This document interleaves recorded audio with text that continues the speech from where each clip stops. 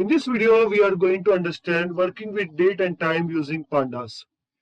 Okay, so there will be some warning called as a deprecation warning occurs. So we need to ignore that warning during this tutorial. So at the initial, I'm going to import the warning, and if this kind of warning occurs, so we have to ignore it. Otherwise, the code will going to give an error. Now I'm importing pandas as PD at the start, and in this I'm going to create a data frame with a frequency by day. So you can see panda.date range.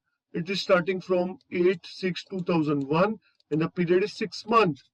Okay, so when I run this, I'm going to get 6 different dates. You can see it is starting from August, September, October, November, December, and January. So these are the 6 month date you are going to get when you run this. Now similarly, this is also going to give a 6 month date, but there is a difference. You can see here it is giving in month. Now this will be going to give you in month and hour also. So the month, and here we have a 1 hour. We have second hour, 2 hours, 3 hours, and 4 hours.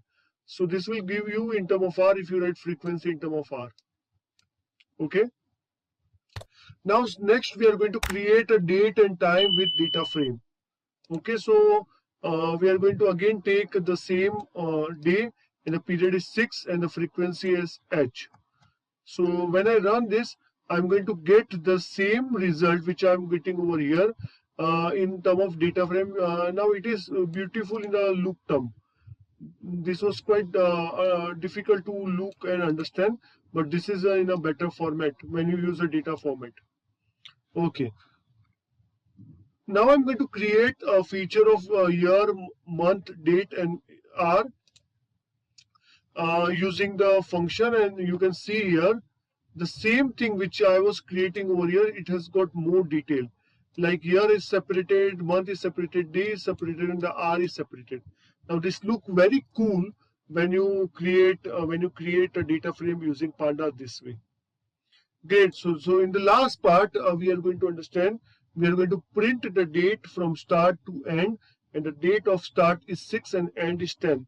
So when I run this, so there is a warning created, but we have ignored that warning. At the initial, we have written that code for that. So we are starting for 6, 7, 8, 9, and 10. Beautifully, it represents the date from start to end.